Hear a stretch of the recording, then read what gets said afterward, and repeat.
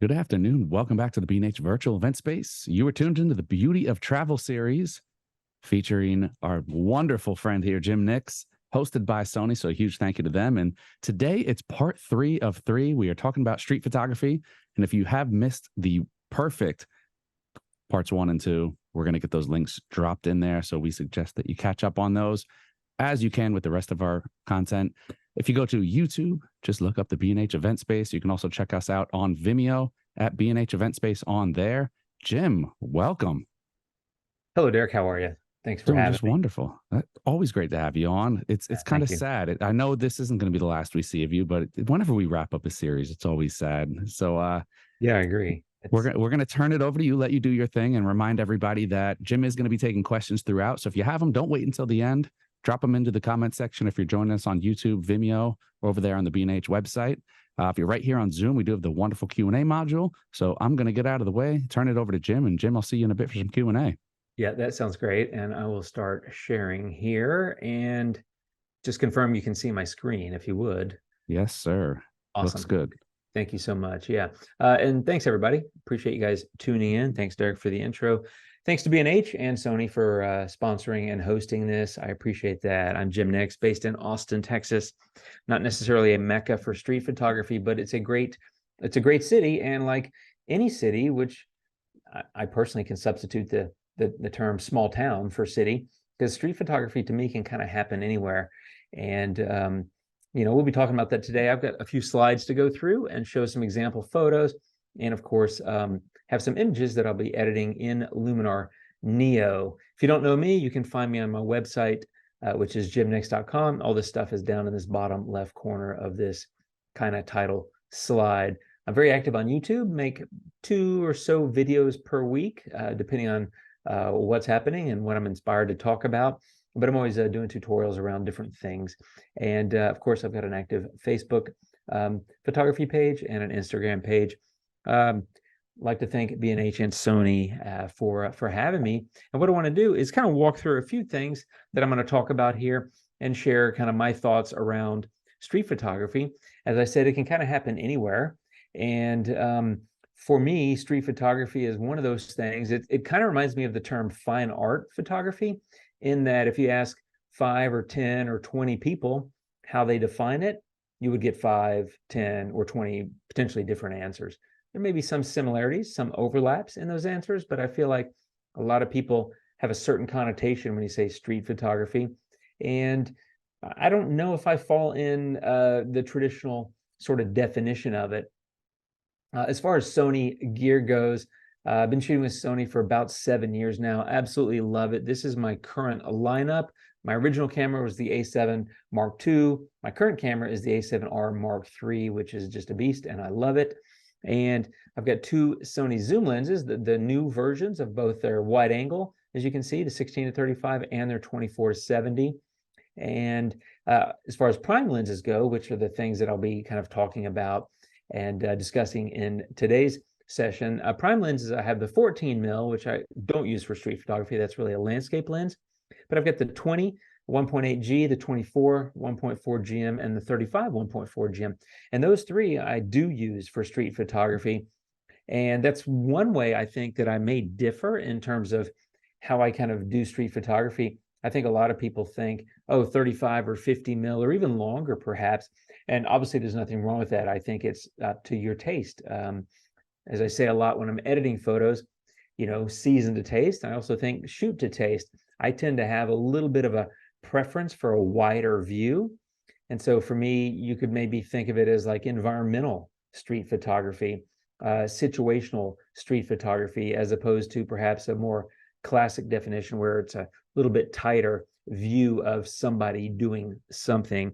But for me, the 20, the 24, and the 35 are the ones that I use for that now.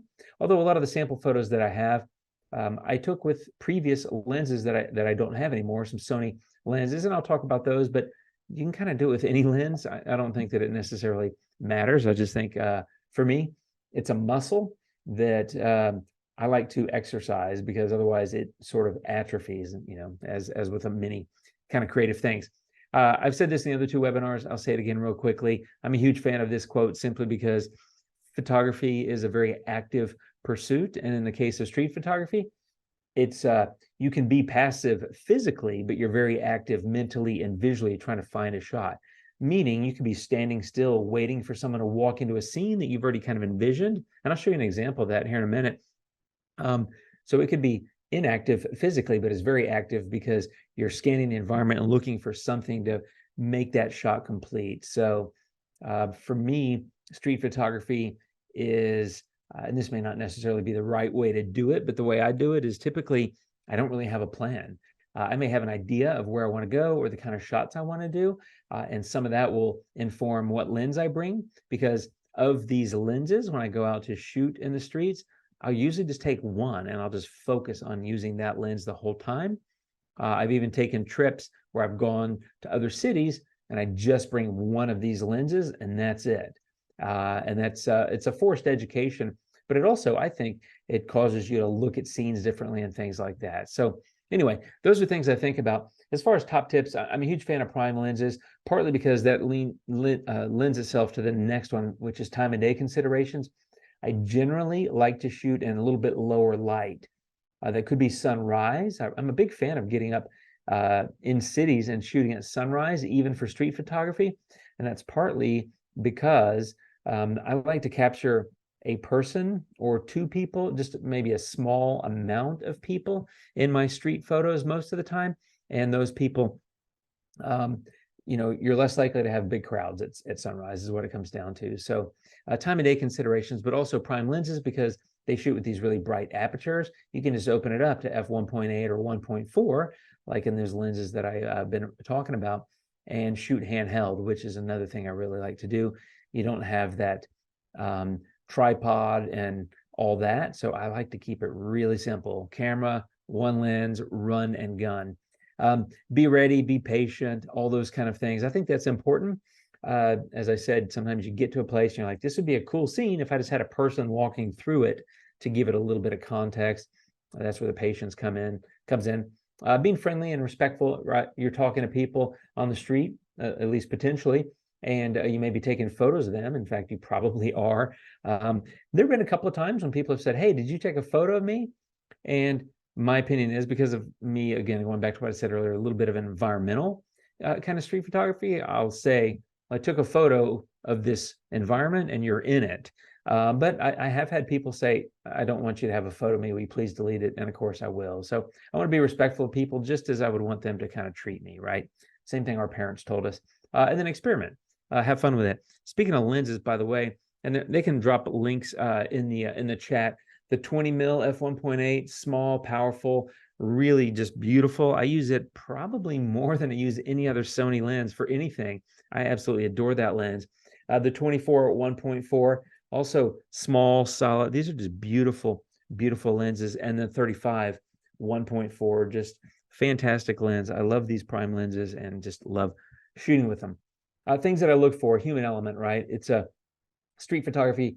To me, essentially requires two things. It's a city, or perhaps I should say an urban environment, and there's a human in it, or potentially humans. Otherwise, it's kind of like cityscape photography, which we talked about in a previous episode. I do, if possible, try to find a way to tell a story with an image. And sometimes, I mean, the stories are subject to interpretation, of course, for the viewer. But if you can find interesting gesture or, interesting context, or something juxtaposed, in the environment that makes for an interesting kind of conversation, even if that conversation is just going on in the viewer's head. The whole telling a story thing is interesting to me. And I think sometimes I pull it off. Admittedly, sometimes I don't, because, this is not posed photography. This isn't, planned photography. This is spur of the moment kind of photography. And, you don't always get what you get, or you don't always get what you want. You do get what you get. I'm looking for light. I tend to look for color. And I know a lot of people think, oh, traditional street photography is black and white or monochrome. And I like monochromes, but at heart, I'm kind of a big color person, and I like those pops of color. So the majority of my street photos are in color. And then I look for framing. If there's a way to frame things or something like that, it comes in quite useful, I think. I was with Derek and the B&H team in New York this summer and we walked around, and this gentleman was hanging out selling chicken out of his booth, if you will, and we were just chatting with him.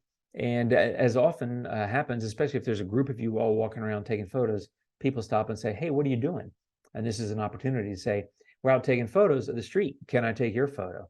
So I did, but I also, something I like to do is talk to the person and get their email address, and I'll just send them a photo.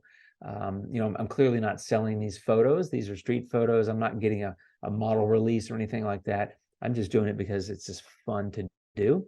And so I emailed this gentleman this photo, but things like that are kind of fun. And as you can see there, that shot with the 20 mil. So I am getting a little bit closer than normally, but regardless, I like being able to get a lot in my photos. The next one was also in New York. This was the day before our photo walk up there, and I was walking around, and I was actually just kind of shooting street scenes, which is more like cityscape. And this one is kind of an in-between, I guess. It's kind of like a street photo in that I've got a couple of people there looking at their phones, which is a common gesture. I talked about gesture a couple of slides ago, but it's a common gesture these days in photos. But it's also just kind of an environmental thing. You got the coffee shop, you got the bike, and we had a pretty decent sunset, all that just kind of puts it together. To me, the story here is like they're placing an order for coffee that they're going to walk inside and pick up, or they're trying to figure out where they're going next. Maybe they just had a coffee. Maybe they're trying to figure out where should we go because we're photographers and we want to go take a picture of this sunset that looks like it's coming together. You never know. It's again up to interpretation. But this is another example of using that wide 20 mil, and just all these are handheld. But I was able to get the sign on the side of the building where it talks about the coffee. It's got the bicycle kind of pointing along with a line in the sidewalk straight to those two gentlemen there, and then straight onto the sunset. So lines and angles, same kind of things you often look for in any photograph. Another one from that same photo walk in New York where we came across these two gentlemen. And as I said a couple of minutes ago, people will say, "Hey, what are you doing?" In fact, I think Derek was talking to them first, and then we started chatting with them. We're like, "You want your photos taken?" And these guys were willing participants. They stuck around for a few minutes and kind of posed and that sort of thing. So we had a good time. And, again, street photograph, street portrait, really, and 20 mil. And that's why I said it's kind of environmental. I kind of like that, they had these solid colors on that were like clean white shirt, nice clean red shirt, that sort of thing. And then kind of gritty, grungy background that's a little bit dirty. It's kind of been tagged, right, by graffiti artists, things like that. So a little bit of a difference between the subjects versus kind of the background. Speaking of backgrounds, this is in London, which is an amazing city, my favorite place to go visit, actually. And I feel like it tells a little bit of story, and I also like the way color is used here. He's painting, and it's white and yellow, but he's wearing these dark blue colors. Blue and yellow are complementary colors. They go together really well, so he really stands out. Whereas if you imagine he was painting down there on the far left end, where it's a dark blue background and darker colors, he wouldn't stand out nearly as well. He would blend in. So it doesn't quite fit the same. And also, this is an example of where it's clearly a lot of graffiti. It's called the Leek Street graffiti tunnel. It's really close to the London Eye. If you have ever been there, or if you're going, it's really fun to walk through.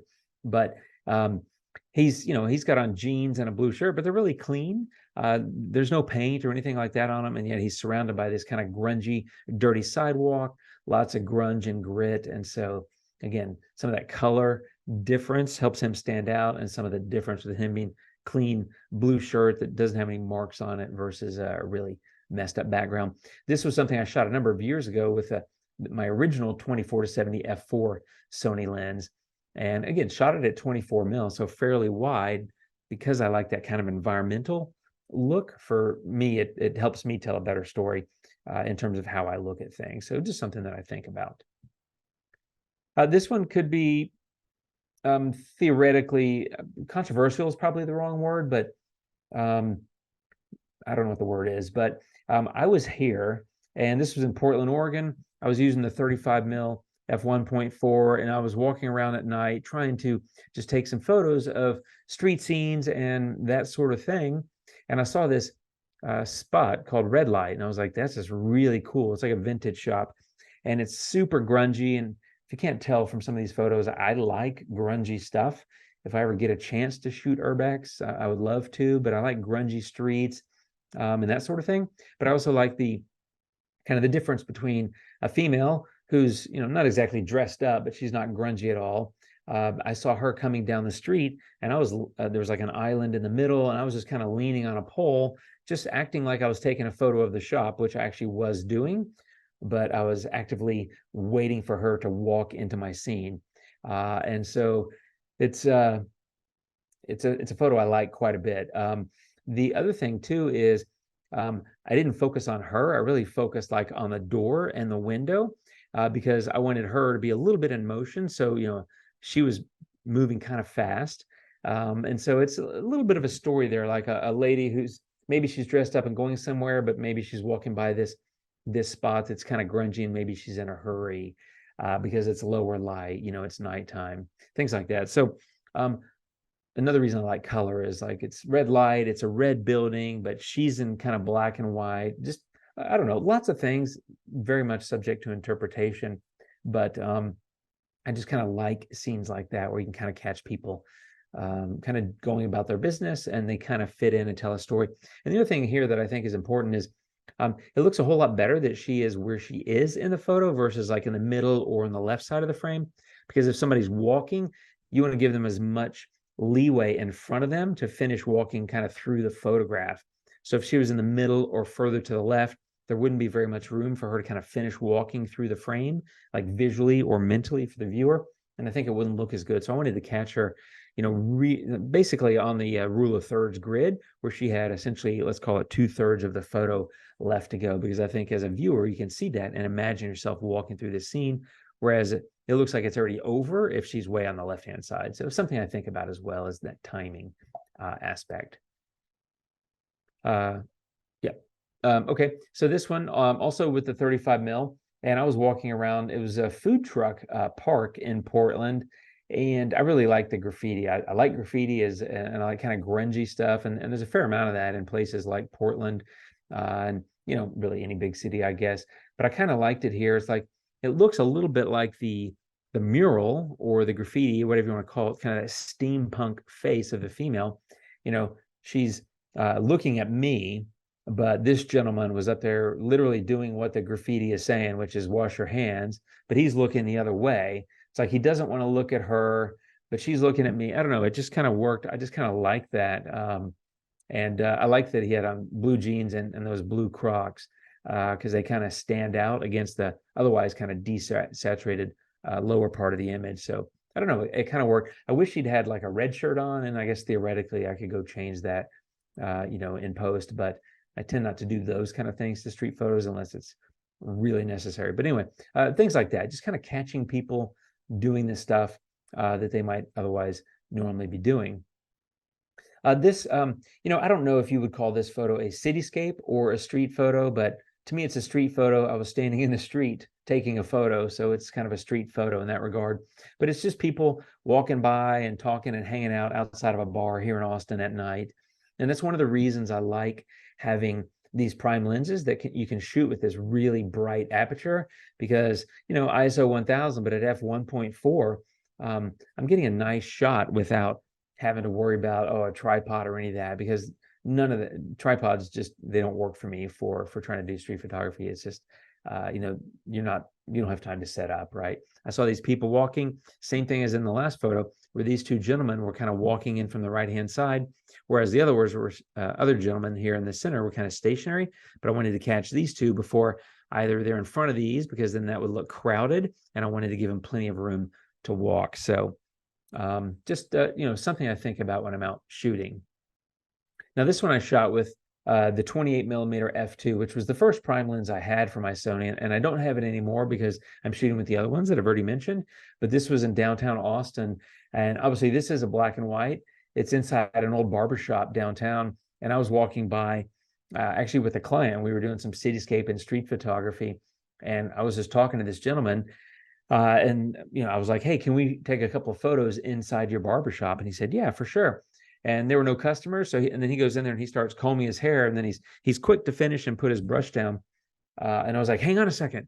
Can you do that again? And can you kind of pose for me, for lack of a better term. And so he did. And I like the juxtaposition. I like the reflection, but I also like the kind of he's got like a classic kind of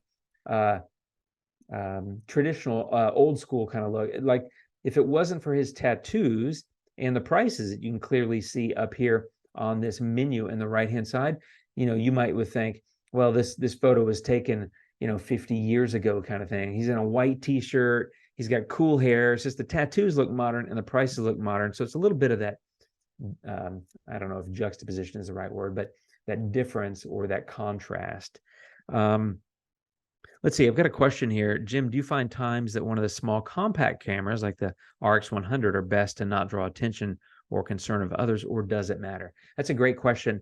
And I had the RX100 Mark 7. I don't have it anymore, but I did use it for some cityscape and street photography. And it's great because it has a nice zoom range and a pretty bright aperture as well.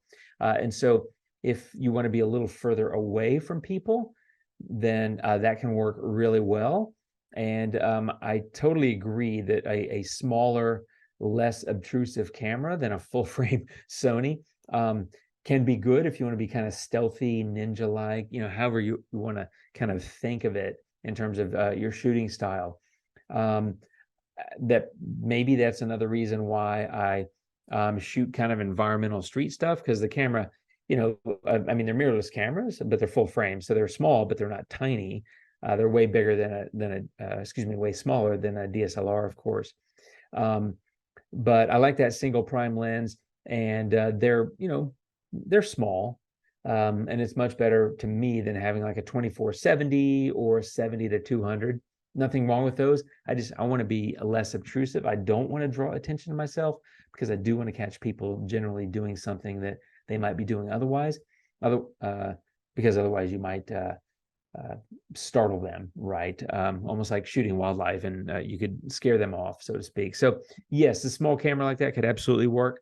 It just depends on what you like. And I like the images from the full frame Sony so much. So anyway, I posed this gentleman, and I just kind of like that contrast between him having kind of a traditional older look versus the tattoos that he has, and the prices being fairly modern looking. So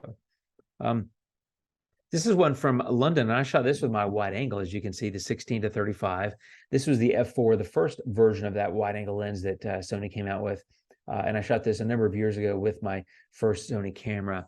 But you can see I shot it at 35 mil. So even though I was carrying around a wide angle lens and I was shooting some city stuff, I came across an opportunity where this, to me, kind of told a story. And I wasn't about to like, oh, well, hold on, let me set my bag down, get it off my back, change lens, all that. You just wouldn't get the shot. So I took the shot, and I would say arguably I needed to back up. I probably needed to do less than 35 mil. I feel like I need a little bit more foreground because he's really close to the bottom of the frame. But I like the story that it was kind of telling, which to me is you find a person kind of by themselves, apart from the crowd, and he's looking at his phone, which is very much a singular person thing. You're not talking to your friends while you're also looking at your phone necessarily. You're pretty much in your own little world. So it's like he's in a crowd around people, but he's in his own little world, and he's also standing apart from everybody else. And so I don't know, it tells a little bit of a story of kind of modern life in some regard. So I like trying to find things like that. But that was just a quick snap. Ideally, I would have shot it a little bit differently, but it is what it is, and you get what you get. But those are the kind of things I like to look for. And actually, a completely different trip that I was on, and a different lens that I had on. But essentially, if you look, the previous photo, it says urban decay on the left-hand side, and it says urban decay on the left-hand side. I literally just turned the corner from that previous shot, but again, on a different day and with a different lens. Here, I had the 28 mil f2 prime, and I was shooting some city stuff and some street stuff. And I was sitting here trying to figure out, how do I shoot this little street? Because I just kind of like shooting streets. But I was also capturing some street photos, not just cityscapes, but street photos. And then this couple was kind of walking toward me, and I already had my camera out, was kind of trying to frame it and figure out what to do. And they stopped and started taking selfies in front of me. So as far as I'm concerned, that was them raising their hand / volunteering to be in my photo, because I was clearly standing there with my camera up and, you know, framing things and that sort of thing. So they stopped. They were taking selfies of themselves, or an ussy, I guess you would call it, there. And so I took the photo. The other thing I like here is this gentleman with the girl on her back. She has her hand in a gesture. It's almost like she's pointing at them and saying, "Look at these people," right? Her hand's kind of pointing that direction. So things like that you just come across, and being able to shoot with the prime lens, you know, I just think you can make a quick adjustment to your settings, pull things off pretty quickly, that I find easier to do and less fuss really than messing around with a different kind of lens, like a mid-range or a zoom. This is in Austin. Here's a food truck at night. And this one was, by the way, I don't know that I said this yet, but I often, when I'm taking photos in the street, I don't really like very often to be taking photos of someone coming toward me. I prefer to either have them from the side or from the back. It doesn't always happen. Like that one I showed you a couple of minutes ago, the guy looking at his phone, he was coming towards me, but he wasn't paying attention. But I like to be pretty ignored, I guess is the best word. I don't want people looking at me and knowing that I'm taking their photos, just because I don't want to draw attention to myself and that sort of thing. So I'll often take photos of people from behind. So I was in this little food truck court in downtown Austin, and these people were lined up. And I thought, you know, that could be a pretty cool photo. The way they were spaced, and they weren't together, it didn't seem like, because they weren't talking. The way they were spaced, I thought was pretty cool. But what I like about this photo was both of the girls seemed to be looking at the gentleman who's sitting kind of up here in the front of the bus. And it looks to me like he's looking in this rearview mirror and looking back at them. So it's kind of like they're having an interaction separately, even though they're all kind of together. So I don't know, it just kind of interesting. And, you know, that was just something I came across. And so I find stuff like that kind of fun. Let's see here. Fran is asking, does f1.4, f2 give you enough depth of field in shots where multiple people are on different planes? It depends. If you're not close to the like the subjects, then sure, you can get pretty decent depth of field. But if you're a lot closer, or if like one's really separate and you're focused on them at that really bright aperture, then a lot of the stuff in the background may blur out. So it just kind of depends on how the scene's arranged. But if you think about it, like if you're shooting at 1.4, but you're shooting at like infinity, you'll still get a lot of stuff in pretty decent focus. So hopefully that helps, Fran. And I'm a big fan of taking a lot of photos. So I like this quote quite a bit as well, because I take a lot of photos. And of course, I only share the ones that I like, but I got plenty of terrible photos, blurry photos, messed up photos, photos that just don't tell a good story, things like that. It's just as we all do. So I'm going to play around with a couple of photos, and we'll go into some things. I'm trying to figure out where to start. Maybe I'll just start with this one. I mean, you've already seen this photo, and I've got to move this zoom window. My apologies, just 1 second. But this one is that scene from Portland. And, you know, the thing is like with cityscapes and with landscapes, I'll do potentially quite a few steps to edit those photos, because I want to control light and color. It'll often require masking of a lot of different things, a lot of different elements, because I'm trying to make the scene look either the way I remember it looking. And of course, as you know, the raw file doesn't capture everything the same way that we see it, right? Raw files obviously are a bit flatter. So my landscapes and my cityscapes tend to get, you know, perhaps a wide variety of filters, or at the very least, a higher number of filters or tools. But when I'm doing street photography, it'll often be pretty simple stuff. So I've got a raw file. I will start here, and, you know, maybe a little bit of contrast, maybe put on the highlights. I like to leave a little bit of shadow. I don't want to, a lot of people will brighten up shadows and things like that, but that doesn't look like a night shot anymore. I kind of want to play up the fact that it's a night shot. That adds, I think, to the element of, I don't know what the word is, not spookiness, but it adds to the mood of the shot, I think, a little bit. And then sometimes I might cool things off a little bit on the night shots, but that's just a personal preference, that I like some of the bluer kind of look more than I like the yellow or warmer look. But, you know, it just depends on what you like is really what it comes down to.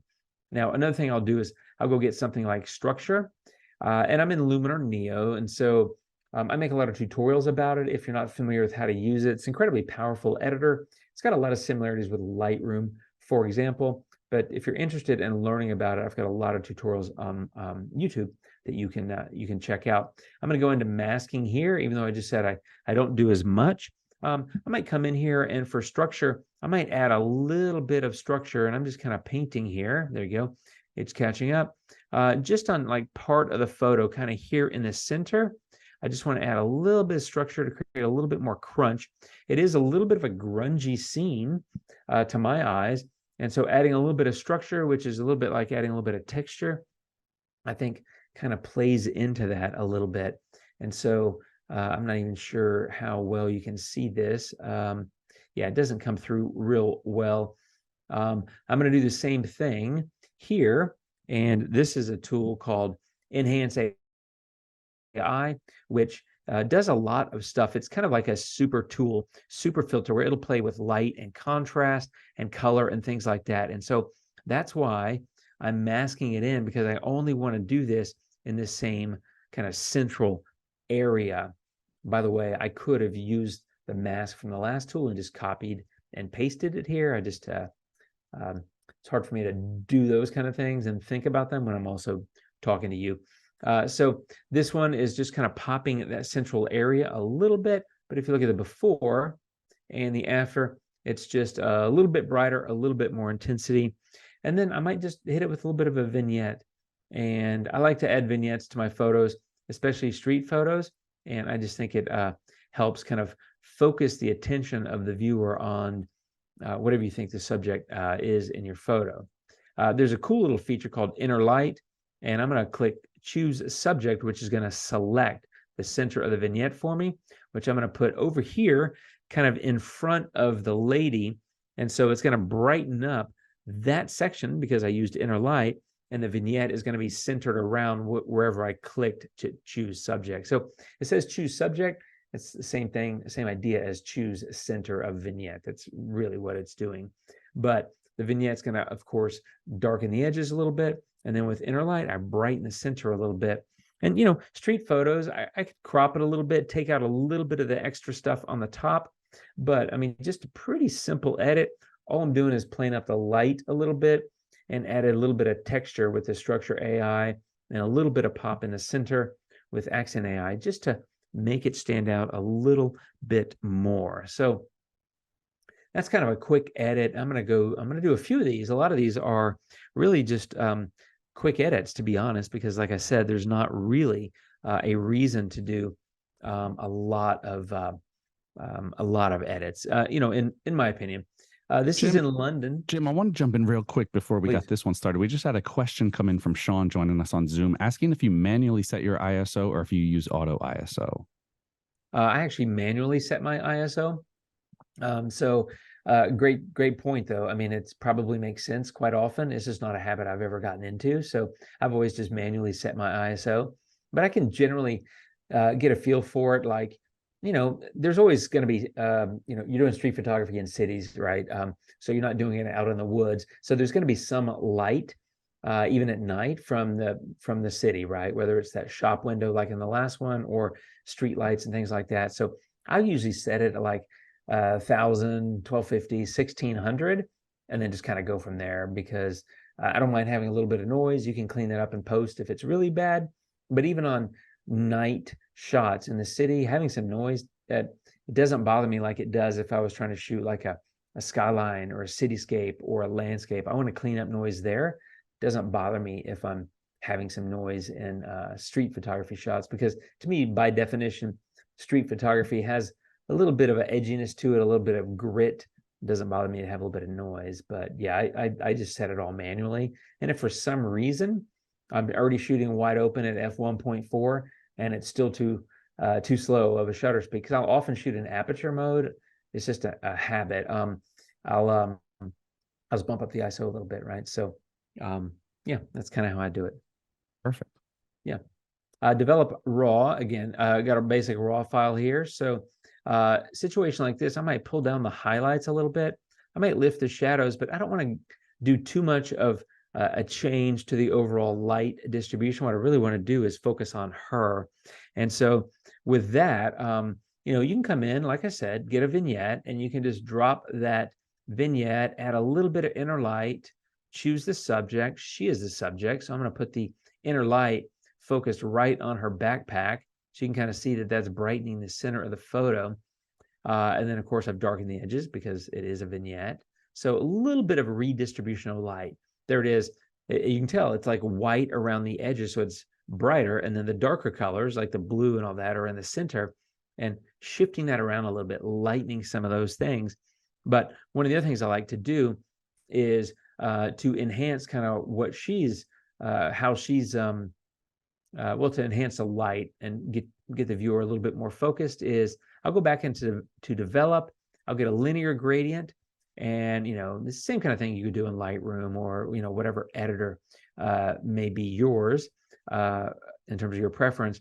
And then I just added a linear gradient, and all I'm going to do is darken that a little bit because it's pretty bright, and these colors were moving and stuff. So it was kind of a it's like take the shot because she's in position. I couldn't wait for something else to happen, and there weren't a lot of people coming through. But you can see one of the things I like to do is play with color. And so I've just, with the temperature intense slider and that mask, I've just taken this area over here and I've made it darker, and I've essentially shifted the tones to get it away from that brighter overall color. So I'm trying to tone that down because it's a little visually distracting, as is admittedly the pattern, which is this pattern over here on the right-hand side being reflected, but I can't do anything about that. The only other thing I would do here is go into HSL, and with HSL, I might get the luminance value of the red and the yellow and just lift them a little bit in order to kind of pop that and make her backpack and her a little bit brighter. So I'm going to do something like that, and then I'll just get a brush, and I just want to mask that in. I'm going to left bracket key to make it a little bit smaller. And this will be a really rough masking job. All I'm doing is just basically painting over her and telling Luminar, hey, whatever I just did applies to where I just painted. And so what I did was go into HSL, lift the luminance of red and orange and yellow. I don't know if there's a lot of orange in there, but maybe there is. And then I masked it in just so it's right in that area where she is, it's focused on her back. So now if you look at the before, it's a lot darker, and the after, it's a lot brighter. And it's not ideal that there's red back here. You could play with shifting that color. You could play with this color here as well. This is just an example of the type of shot I like to take. And again, what I consider street photography, but this tunnel is between two train stations underground in London, and it's got that nice curve to it. And so I would rather have her a little bit more centered in the photo, so there was a little bit more space between her and this wall. But because of where she was walking, I would have to be over here on the right-hand side to create that space. And if I was over there, you wouldn't really see as much of a curve like around here. So I was trying to get over here so I could get more of the curve. That's the thing with taking these kind of photos. It's all kind of, from the hip, so to speak. You can't really plan it. And I just, in post, try to accentuate the things that I want to accentuate. But, pretty quickly, darker photo, too yellow and bright on the left-hand side, brighter on her. It's almost like the light's reflecting on her bag and brightening it up a little bit. And she's brighter overall as well. So pretty quick and easy to change, just kind of playing around in Luminar. So yeah, good fun. Let's see. I'm going to go to this photo. We shot this when we were in New York, Derek and I, and everybody walking around. And this gentleman was sitting there, and I don't know, it just kind of seemed to kind of fit. He looks, a little bit downtrodden perhaps. And, over here with the graffiti and kind of the grunge, it all kind of seemed to go together. And I've historically taken photos of this kind of stuff without people in it. But in the last, 3 to 5 years, I've really gotten to where I've wanted to include that human element. It just makes it more, I think, relatable. And I just think it makes for a more compelling photo. So when we were walking by and I saw this gentleman sitting there, I just wanted to snap that scene and, have a go at it. Here, I might actually would raise the highlights and raise the whites because I want those to pop a little bit, and then maybe pull the blacks back, just creating a little bit more contrast in the black and white that's here in the sign, and then maybe some more contrast overall. The other thing here that I think works is that this gentleman has dark hair and he's wearing dark shirt and dark shorts, but he's against a white backdrop. So it's kind of like black on white, whereas the scene and the graffiti is white on black. So it's, again, kind of that difference, that contrast that I've been talking about a little bit. Structure AI adds a little bit of crunch. Like I said, I think here I would just do a linear gradient and kind of blend that up into the upper part of the photo. I don't really care about the very top part, but I like to have a little bit more structure because it is a street scene. By definition, it's a little bit gritty, and I just think that looks kind of nice to have that there. And then I might come back into develop and go into masking and linear gradient and add another one. So each time I open develop, I'm basically opening a new instance of the tool. And that's how Luminar works. You can use a tool again and again, and essentially you're resetting the settings each time. So this time I put a mask up there, and what I want to do is just darken it a little bit, because I don't really care about being having a viewer be visually distracted by anything that's brighter there. And then, while I'm at it, I could come in and add a second linear gradient while still in the same instance of develop, and put it down here just to create a little bit of darkness in the very bottom of the photo. And I'm just moving this down. And so that's going to just darken that area a little bit. And there you go. So you can see, if you look at the top and the bottom, I've just darkened those both a little bit. So before and after, just kind of framing it. It's kind of like creating a vignette. The difference is with develop, you can come in with any kind of mask. I'm using linear gradients here, but you can put them in and adjust. It could be a larger or broader, a bigger linear gradient area that's covered at the top versus a slimmer one at the bottom. Whereas a vignette is going to be essentially equal coming from each side. So it gives you the ability to kind of customize a vignette, if you want to call it that. And it's kind of like a vignette. All I'm trying to do is frame the photo a little bit, which is the framing that I talked about in the very beginning. But simple, straightforward. You've also got crop, and honestly, I probably need to straighten the photo. The lines are off a little bit. You can also straighten the verticals pretty easily in Luminar. That's a setting in develop. I would need to do that too. I think I'll move on to edit another photo, but I just wanted to point that out, that if you're looking at it and it looks like the verticals are tilted backwards a little bit, they are. So you have a good eye. But also, that's something that I think about when I'm shooting with a wide angle lens. When you're kind of close and you're shooting these straight lines, in real life, they're straight. But that wide angle lens, when you're kind of close to things, it can create a little bit of that look like things are tilting backwards. Just come in and fix those verticals. And it's easy in Luminar. It's easy in Lightroom. Whatever your editor of choice is, it's pretty easy to do. I think I'll do this one real quick. And this is just a couple walking down the street here in Austin. And this is another example where it tells a little bit of a story. It's a couple, and it says there's lots to taco about. This is a place that has tacos, right? There's lips, and it's a couple. So it's like, okay, so maybe it kind of says they're in love. There's lots to talk about / talk about, right? Obviously a play on that term. Lots to talk about, but they're not talking. They're walking their dogs. Maybe they're in their own worlds. It would be even more interesting if this gentleman had his right hand up and was looking at his phone, perhaps, which would kind of tell the stories like, well, there's a lot that they could be talking about. They're out together as a couple, but they're not paying attention to each other. Again, subject to interpretation. It just depends on what you think in terms of the story that you think something tells. And it's kind of what I like about street photography is you and I could both be looking at it and you could think, oh, I got a totally different story that I see in this photo. And that's kind of what's fun about it, I think. So I'm going to cool this off just a tiny bit because it was late afternoon and I like a little bit cooler look. That's just a personal preference, but a very minor change in develop overall. In fact, I may not go that cool, maybe just give that back a little bit. And then I'm going to use a little bit of structure again. So maybe a plus 20 or 25. I'm going to use a brush and just kind of paint it over this gentleman and his dog, her, and that dog and that sign. They're just kind of all kind of go together. And so I think something about like that kind of works, just to give them a little extra pop. And so if you look at the before and after, I'm honestly not sure if you can tell. I can see it, but it may be hard to see. This time I'm going to copy that mask, and I'm going to go get Accent AI. And like I said before, it creates a nice pop in an image. I'm going to paste this mask. So now if I click show, you'll see I just carried the mask over from the last tool over to here. And all I want to do is just give that a little oomph. And that makes them stand out a little bit more. So that's that. And so before and after just brightens them up a little bit.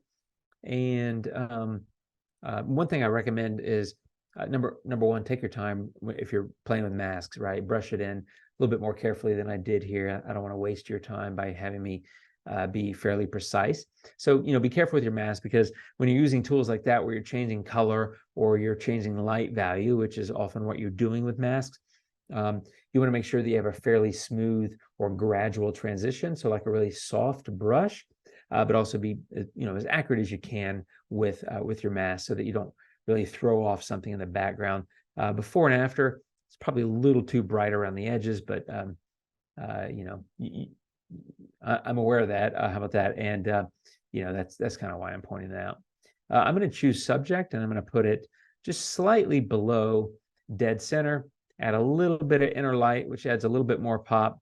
Increase the roundness and the feathering on the vignette, and maybe increase the size and the tightness of the vignette just a little bit, just to create a little bit tighter look. Maybe something about like that. So before and after, maybe a little too much there. I try not to make that vignette too obvious. That one's getting to be fairly obvious. So definitely be a little careful with those as well. But, before and after, it's a little too bright in the center around the couple. Like I said, be careful with your masking, again, regardless of which app you're using. The point here was I just wanted to brighten them, add a little bit of detail, a little bit of pop.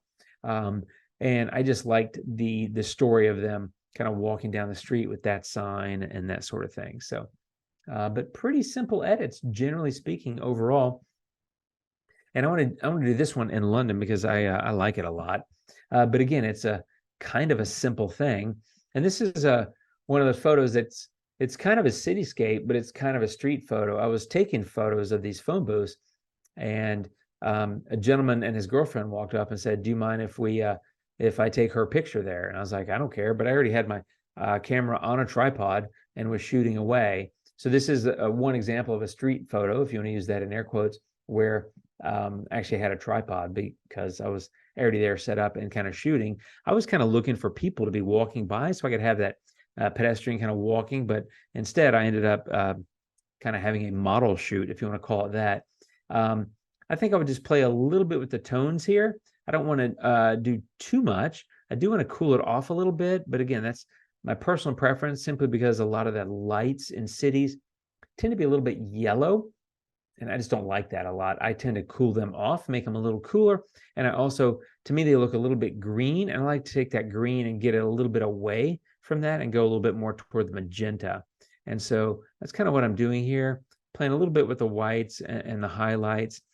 So overall, just kind of a simple adjustment, but you can see the massive difference in the look of the photo, especially the white balance, because I just cooled it off a little bit. But I did that.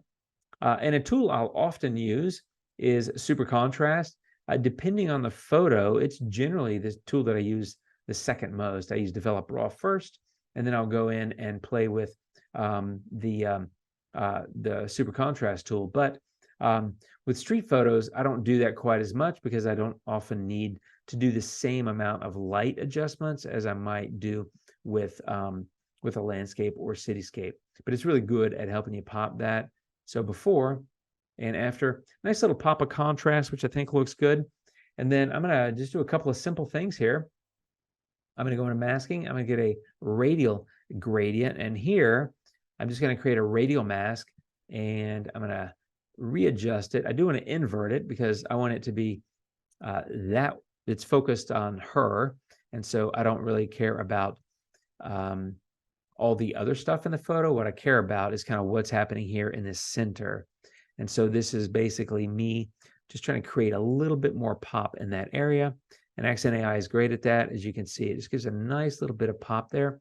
And it's bringing up some of the color, some of the tone, and making her a little bit brighter. So before and after, I think that looks pretty good. And then, once again, I use vignettes a lot on street photos. Again, we're just, generally speaking, trying to focus the viewer's attention. And I'll just come in here. I usually go kind of round and 100% on feathering, a little bit of inner light, and that just kind of adds a little bit more to what I was just doing a moment ago with the previous tool, Accent AI. So before and after, before and after. Notice, by the way, I didn't do anything with the reds. There's a lot of red because all these phone booths are red, but if you look at how dull the color looks and how much brighter the color looks now, when you start messing with contrast in your photos, it impacts how the colors look. And so it's something to think about.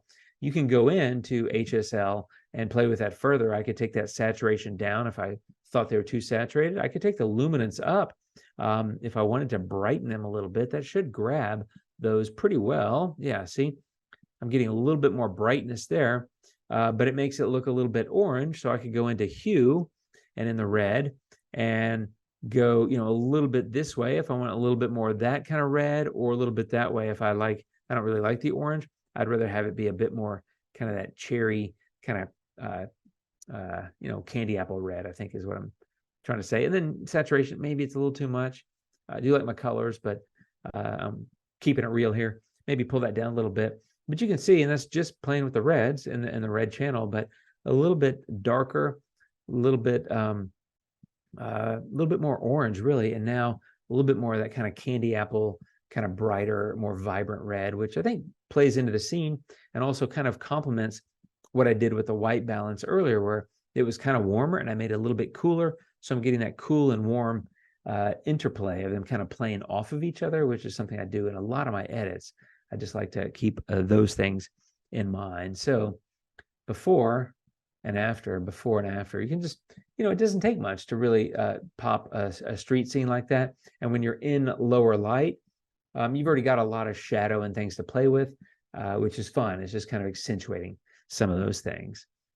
Let's see here. Here's a photo that I really had a lot of fun with. This was in, surprise, this was in Chicago, but they have the Chicago Theater. And you've probably seen photos from here. There's some really great street photos in this area that I've seen. And I happened to be there, and I went over to this area, and right next to it is an L station. L is the elevated train in Chicago. And you can climb up on the platform. You get this great view down there. And then it was just a game of waiting until a solo human got in place. And I was waiting for someone to walk into my photo. And I waited for him to get essentially right there under the sign. And, then it's just, click, and it's kind of easy.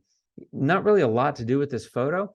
I think I would cool it off a little bit, but again, that's a personal preference where, to me, nighttime is cooler, cooler is bluer, right? And so I just kind of think that way. And so I'll do that kind of stuff a lot when I'm editing a photo. But, something about like that, before and after. And actually might pull up. Actually, what I'm going to do is I'm going to get Accent AI, and I'm going to do the same thing as I did earlier with the radial gradient. I'm going to invert so that I'm working on the inside of that. And all I want to do is kind of pop that area with that gentleman and just create a little bit more visibility there. So let me just move this up a little bit. Something about like that. Accent AI, just give a little bit more pop. And even with this being really bright and white, I feel like I'm getting away with it. You can see there's a tiny bit of blown out highlights, but when I'm editing street photos, I don't worry about those kind of things quite as much as I do when I'm editing like a landscape or a cityscape. The only other thing I would do here is come in with the eraser, and I would probably get rid of these folks. And I don't know how well this will get them and look clean, but we're going to try. I'll go ahead and just click that. There's also a new generative AI erase tool in Luminar that I would normally use on a photo like this. It's just that because it's Gen AI based, it has to go up to the cloud and back, which means it can take a minute, and I don't want to have you wait around to watch me do that. So this will erase those, and yeah, it's a little smudgy, needs to be cleaned up a little bit, which you can do with the erase tool. You can also do with clone and stamp. You can also hide it a little bit by coming in with a linear gradient and coming in and doing a little bit of darkening in that area just to kind of hide a little bit more of that foreground. And so that's dropping it, you know, a stop and a half, 2 stops, something like that. And that also helps, I think, direct the eye a little bit more to this person.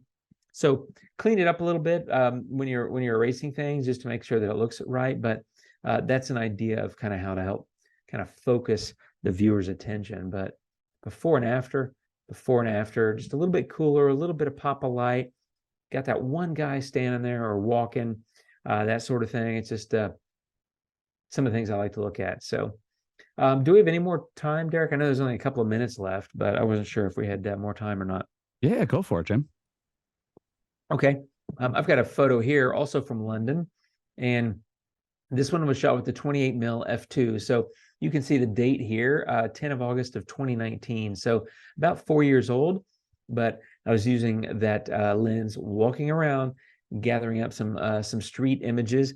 And this is very common. Well, it's a very common scene around 5 p.m. in London, where people are just spilling out of the pubs and hanging out in the street, having a pint. But it's also common for me in terms of the kind of things that I look for when I'm out shooting. I'm going to do auto distortion correction because you probably saw that there's a little bit of distortion there. And so it'll go in and take care of some of that for me. That looks better already. You can also go into transform and fix some of these verticals and just kind of tilt it a little bit so I can straighten up that architecture that's leaning back. You can kind of see how that's coming along. It usually takes it a minute to kind of catch up fully when I'm doing this live, because it feels like a lot of processing power is going towards me being on the web. Okay, it should be done with that. I hope it's still doing a little bit. I can never tell because it's a little bit of a lag. It's still going. Okay, I'm going to pull that back from -12. Let's just call that like -7 or 8, and we'll pretend that that is where we want it to be. The point was, you get it. You can go in and do these kind of things. And what I want to do is actually, I kind of like that. This is a situation where because it was kind of blue hour, it's really blue, and I'm actually going to warm it up, even though I'll often cool off city shots, as I've already talked about. This one, I feel like I need to warm up a little bit, maybe add a tiny bit of sharpening just to kind of give that a little bit more crispiness. And now that I've done that, I want to use super contrast. So this is one of those photos that for me is what I call a street scene. And street scenes can be classified in my little internal dictionary as a cityscape shot or street photography. I think of this one as being a little bit of both, really, because it is a street scene. In other words, kind of a cityscape kind of shot, but there's people in it and they're going about their thing, and there's gesture, and everybody's looking around and talking and doing something else, except for this guy. He's looking at me. I don't know if you can tell that. I'll zoom in 200. He's staring at me as I take this photo. He doesn't particularly seem very happy about it, but everybody else is kind of going about doing their thing. This guy's looking down there. This guy's looking somewhere else. Everybody's kind of going about doing their thing. This guy's like dead center, and he's kind of staring at me. I don't know. It just felt like it felt like a good kind of thing to have. I'm going to go into develop, and I'm going to do that kind of vignetting thing that I talked about earlier, where you can come in with a a linear gradient, and I want to darken some of the top of this because it's too dark. It's too bright. It's a little bit distracting. And so I'm going to come in and drop that exposure a little bit, because I don't really care for people to be looking too much at the top. And while I'm at it, I'm going to grab linear gradient again. You just back out, grab it again. And this time I'm going to come over here and do a little bit on this side. So again, this is basically creating a vignette, except that I get to create a different size in each of these areas based on whatever that area needs. So I'm going to back out, get linear gradient again. Here, just a very tiny amount. If I can get my, I didn't get linear gradient. I was thinking I wasn't getting something. Here, I'm going to do a little bit, and I like to drag that center section, and that's this area here. That's kind of the fade area, the transition zone. I like to drag that out a little bit. I'm going to back out, and I'm going to get linear gradient one more time. And this time, I'll just come down here and do a tiny bit at the bottom. So like I said, I'm essentially just creating a vignette. And the entire point here, in terms of using this instead of the vignette tool, is I get to control how big the edges are around each side, because the top was a lot bigger area, and the left side and the right side and the bottom, of course, were not.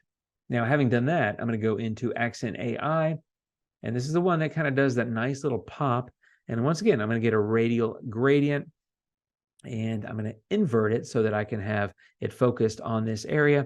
And all I'm going to do is stretch this out so that I get a lot of these people here. All I'm trying to do is create a little bit of pop in that area so that it's brighter and a little bit more attention grabbing. But I wanted to have that radial gradient because you can create that fade area just like I was doing with the linear gradient a moment ago. And that just creates a nice little bit of brightness in that area to make it a little bit better to see. And, that's really about, I think, all that I would do to this photo. I would crop it. It probably needs to be straightened a little bit. You can do all that in the crop tool quickly and easily. But if you look at the before and the after, before leaning back a little bit, too dark, too blue, you can't really see the people very well. And now warmed up a little bit because it was too blue, straightened it, darkened some of the edges, but brightened the center, added a little bit of pop. And, you could even come in and potentially like lighten up their faces if you wanted to draw a little bit more attention to it. So that's how I'd go about doing that one. But the key thing really is just like with all editing, it's about the light and the detail and kind of moving or maneuvering the light around and making sure that you're accentuating your subjects. And for me, that's generally speaking going to be the human in a street photograph, and just trying to make it pop a little bit. So I think that's about it. I mean, I'm happy to edit. I think there's another photo or two, but I realize that we're at time, so I don't want to drag it on too long, Derek. Are there other questions that I could answer? We don't have any questions right now. We can open it up real quick. Did you want to edit one more, Jim? We can, if you want to do another one, we got time for it. Okay. Yeah. Awesome. I'll do one more. Let's see. Trying to think. How about we do this one? The guys that we met. It's kind of a quick and easy one, so that actually, you know what? No, I'm going to do this one. This one with the chicken. The guy selling the chicken. So here again, develop raw. And so what I need to do is I want to straighten those verticals a little bit. This is going to tilt that forward, give me a little bit better overall look on the verticals, because it was leaning back. I shot this with 20 mil, so kind of wide. So therefore it's kind of leaning back. Having done that, I'm going to lift the whites because there's a fair amount of white like in the menu, and I want that to be clean and clear and really well, easy to read, right? And so I want to brighten that. In fact, I might even bring up the highlights a little bit. I'll just leave the shadows the way they are, maybe a tiny bit of contrast, but there's not a lot to do there. But I am going to go into crop and just straighten this a little bit. So just a little bit straighter, something about like that, I think looks pretty good. I'm trying to be cognizant of the fact that I don't want the edge of that sign to go running off. So anyway, you know how straightening works. But one of the reasons I wanted to do this photo is his face is really in shadow, but there's a lot of portrait tools in Luminar, and Face AI allows you to actually come in and there's a face light. So I can actually just brighten his face like that. It automatically, using AI, identifies his face, and all I got to do is drag a slider. And so that comes in really handy on street photos because we have people in them. And if you shoot photos with people facing you, like this one, that tool can come in really handy because his face was really dark. Plus, he's got a hat on, so he's got that shadow over his eyes. Now he's still got that, and that's probably a little too high at 70, but maybe at 50, You can just brighten that up a little bit, give you better visibility. And for me, especially if the human is facing you, you want to be able to see that face. That's part of the, I think, the connection that a person would make viewing your photo is kind of seeing that and be like, okay, human to human. You want that kind of ability to see the face. So I would use a portrait tool on some street photos. And then, pretty simple stuff after that, maybe a little bit of structure AI just to give it a little bit more pop on the texture. And then I actually think that I would go into develop again and actually might cool it off a tiny bit. It feels a little bit yellow. So I might go a slight bit left on temperature, but I might go add a little bit more back to the whites.